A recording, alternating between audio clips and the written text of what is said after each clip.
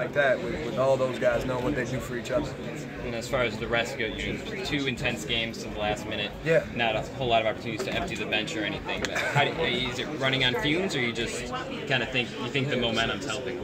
No, yeah, you got to do what you can to rest. You know, we played 22 hours later than we did yesterday, and we'll have another one tomorrow. But in March, there's so much excitement to get to the next day or get to the next round. I don't know if guys can get tired at their age. You know, there's so much adrenaline, and it's great, like I said, to have a couple extra guys that are ready to get in there. Derek's not scoring for you, but talk about his floor game today and how well he played. Yeah, no, I thought he was fantastic, Chris.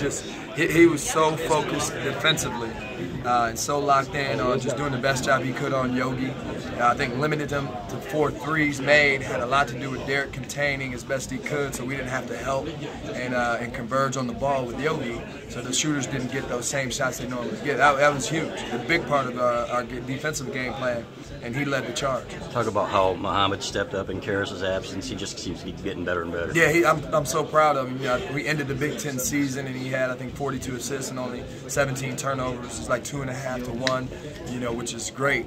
So he's just, you know, you're seeing him grow and do this, and I think defensively he's made huge jumps in the last 2 weeks because we're counting on him to be a really good defender for us, and his teammates believe in him. And so early in the game, you know, he carried us yesterday. He's carried us with Derek not scoring the ball like he normally does.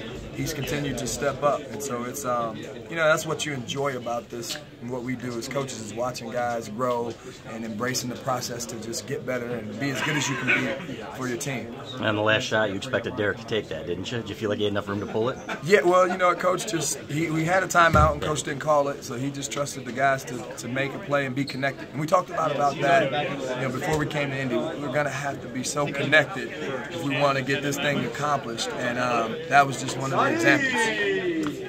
Coach Beeline said that Cam and Mo are two of the favorite guys on the team. How good do you feel for the kid? No, great, man. Great. You know, I know how many hours, you know, him and Zach, they go to the gym together and get extra shots, and, you know, he's in there on the gun, and they're all together, you know, trying to help each other just improve and be ready. And so for him to have that moment, for Mo to come in and get some 50-50 rebounds and find him at the basket, even made a big 3.